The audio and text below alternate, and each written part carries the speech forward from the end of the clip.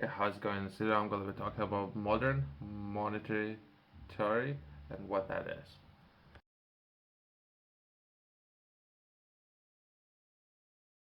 Modern monetary theory is economic theory that challenges conventional views on government spending, fiscal policy, and monetary policy.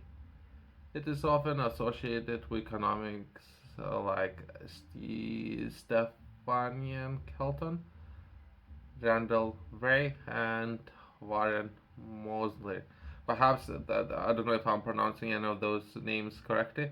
Perhaps it's worth taking a look at some of the work that they have accomplished. I have my own views on certain things, so on particular ways of how some of the things have been managed.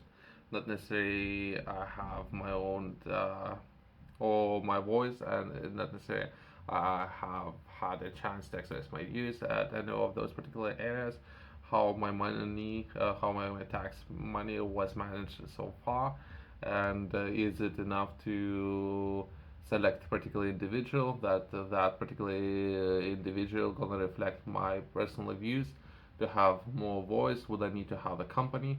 And then my business needs to support that person to represent my company and expressing my views, and those views might be better for me as a business person, not necessarily for wider range group of people. Perhaps some of the ways how I can think right now as a person, not necessarily then looking to start a business, and perhaps that business need to benefit large groups of people. So otherwise, that business won't be functional. So that means, again, so what are the theories is worth looking at any of those people I have mentioned work. So for this business be valuable business, how long it needs to be running? It would be 4 years until perhaps government would cut its support for my business, and how to structure that. There's some of the ideas that I have, and those ideas not necessarily real world examples from personal views, and what will be perhaps pushbacks, and how all the systems are currently operating, as well as perhaps some alternatives of that. Voting system, can you do that on your phone? If what kind of pushback might be there, where I can, instead of having a person to represent me, where I can represent myself and have that voting in place. Myself, I'm not really interested in perhaps supporting that individual and spending all that money that could be allocated for different things in the first place. I prefer this system. Where can I find this particular system? So I can tell you right now that like I can make my own decisions. I don't really need to have that person in the middle. I don't need the president. I don't need anyone. Or send me those documents, some of those programs I can read and vote on those programs. That's what I want to do. But I'll try to find those systems, if anything. MMT, or modern monetary theory, has gained attention in recent years, particularly in political economic discussions. Although it a topic of debate among remains a topic of debate among economists and policymakers. Let's take a look in more detail of what this theory is. Key principles of the concepts of modern monetary theory include currency as a monopoly. MMT posits that the government, with its own fiat currency, fiat means made of the thin air, or in other words, currency not backed by a physical commodity like gold, land, not packed against oil or minerals. That's the name of the few. Made of thin air, right? So currency as a monopoly. So where perhaps that means one currency, I guess. Again, that word uh, oper- operates with monopoly over the issues of the currency. This means that the government has created as much currency as it needs. In other words, currency as a monopoly empty poses the government within its own fiat currency. Currency is not backed by anything, and a commodity operates with monopoly or the issuance of. Basically, government has one currency, and that currency is not backed by anything. That's a modern. Interesting. I need to say right from the beginning, I thought I didn't understand something. Not necessarily that I agree with this theory in the first place. Not necessarily. If it's not backed by anything, and it's in the hands of people that can be held accountable, to best of my knowledge, most of the people you can hold accountable. I'm covering this topic, but I'm saying that already I do not agree with modern monetary theory from beginning. I need to say that.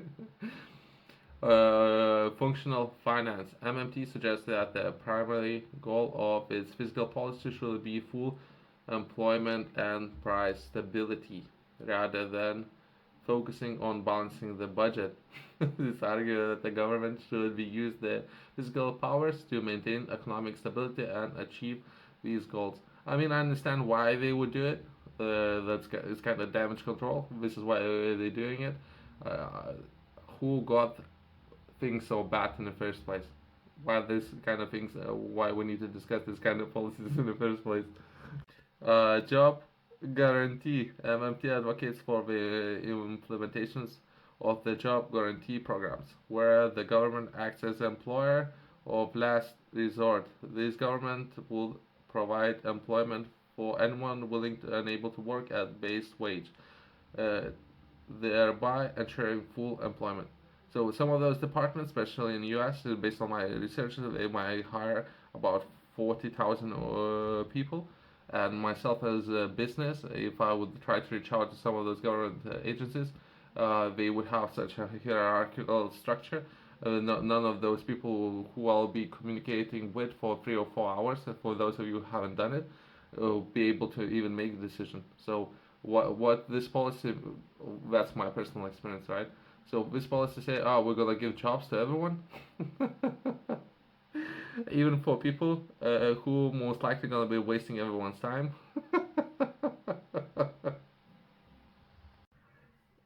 Sectorial balance. MMT emphasizes the importance of understanding the relationships between the government sector, the private sector, and the foreign sector. It argues that the government deficits result in surplus in other sectors and vice versa. Inflation control. MMT acknowledges that excessive government spending can lead to inflation. It suggests that controlling inflation should be primarily constraints on government spending rather than concerns about the budget deficit. It's terrible. As I mentioned, I do not agree. I would like to cover this and move to other things, more productive things perhaps. Monetary policy and interest rates. MMT's contends that central banks' control over interest rates is not the primary tool for managing the economy. I thought Federal Reserve is managing interest rates, well, not central bank. And Federal Reserve is a private company, which is interesting. But okay, it's central banks. Okay, okay. Instead, financial policy, particularly government spending, should be used to achieve economic stability. Critics of MMT raise several concerns and objections. Let's take a look at those. For those of you who are interested in learning more, I would highly recommend to purchase my book. I have published a book. Name of the book is Game Strategy. In the book, I'm focusing a lot on strategy overall, on different operations and how to build and run, perhaps invest in other businesses, as well as covering the particular subjects, especially when you're just starting out. If anything, that's how I'm structuring every single chapter in this book. I'm starting very slowly, and I'm going into more complex and more details as I go along in every chapter. So there is information for everyone who are interested in business, economics, and overall bettering yourselves, having more control over outcomes. I guess having more control is the best of your knowledge, right? You can find this book in the description below, as well as Top Retailers has it.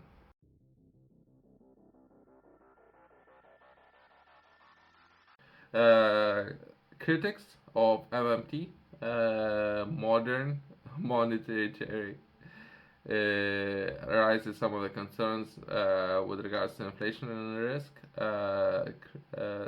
Critics argue that MMT focuses on inflation control throughout taxation may not be sufficient, and excessive government spending could lead to inflation pressures. If a government constantly borrows money with interest rate, so how can you return that money? If you're borrowing money with interest rate, how can you return that money? That's it's impossible cycle. It's impossible. I don't know. I don't know. I don't know. It makes no sense. I'm trying to make sense of something that doesn't really make sense. Anything, nothing makes sense. Government debt.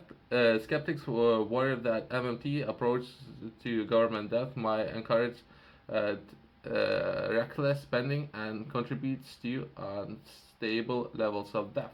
Yeah, printing money out of thin air might not be the best idea. Uh, Printing money and borrowing that money from the private company by the government, then you cannot return that money back, which is a very interesting idea. I don't know who came up with this, but I like this particular business model. If someone wants to borrow money from me with interest rate that you constantly need to pay back to me, I like this business model. I don't know who came up with this idea. I like it. Exchange rates. Some critics contend that MMT does not adequately address the potential impact of government policies on exchange rates and international trade.